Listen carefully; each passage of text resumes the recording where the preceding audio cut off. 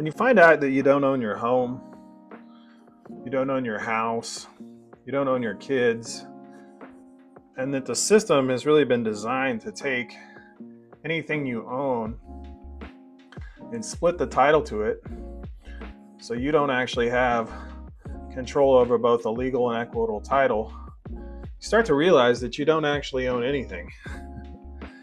And that we're sold this idea that if we put it into an entity that was created by the state, that we're somehow going to own it.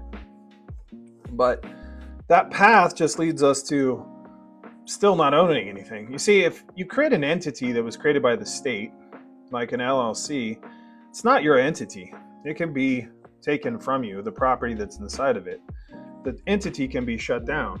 If you stop paying for the entity to exist, it doesn't exist anymore. They can essentially shut it down.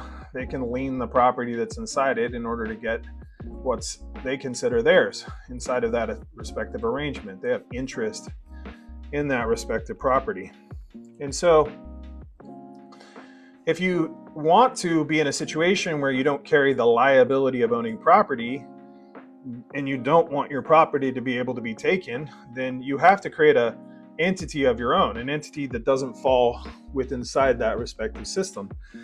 And the only way that I really know how to do that is using a trust.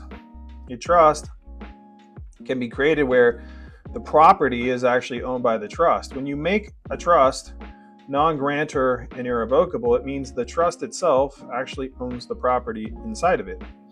And because it's a private trust, meaning you didn't have to register it with the state, then that means that only the parties that are a party to that agreement are parties to that agreement.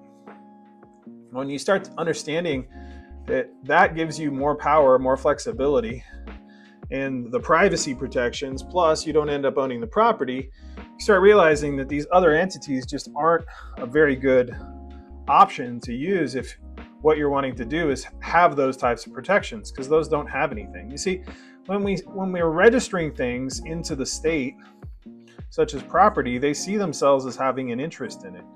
And so as such, if there's a party that has interest in property, they have rights over it. And so if you have a property or you have an entity that wasn't created in the state and it's your creation, then they can't really tell it what it can or it cannot do. And that gives you far more power when you're creating something or you're working to protect something like the property that you've accumulated in your life. And so if you're interested in a trust, you should hit me up. I'd be happy to have a private conversation with you and talk to you about what works.